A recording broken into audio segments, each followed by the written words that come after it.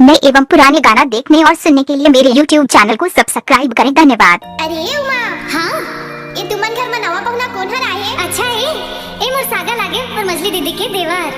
अच्छा तब तो जान पहचान करे पर ही। हाँ ओ करा दे हथो। ए सगा सुना तो? हाँ ये डीजे अमरेंद्र सयाम का नया गाना है।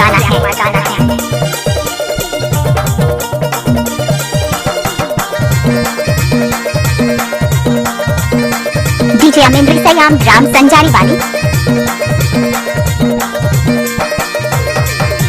तुहर गाँव आइन सगा नवा पहुना भौजी के बहिन दे दा माया चिन्हा।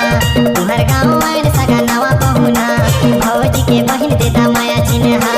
नवा पहुना जी नवा पहुना, नवा पहुना जी नवा पहुना। हमर गाँव आया सगा नवा पहुना दीदी की देवर लीला माया चिन्हा। हमर गाँव आया सगा नवा पहुना दीदी की देवर लीला माया चिन्हा।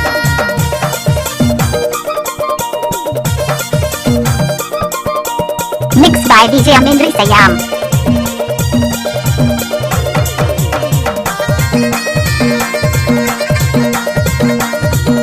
डीजे गाना बना के डालने का ये तो अमरेंद्र सयाम का बाया हाथ का खेल है। लाली होठ तुहर लागे झमाझम, कान के बाली तुहर हवे टनाटन, कान के बाली तुहर हवे टनाटन।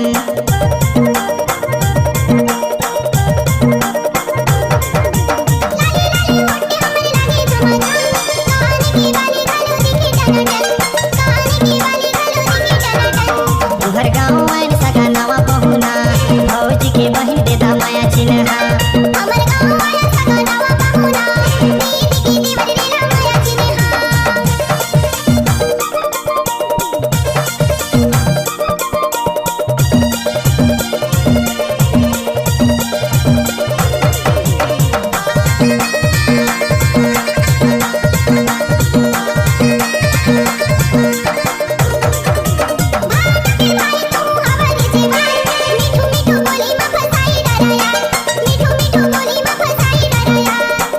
लागत है आउटगोइंग सेवा उपलब्ध कराए पड़ी पार्टनर।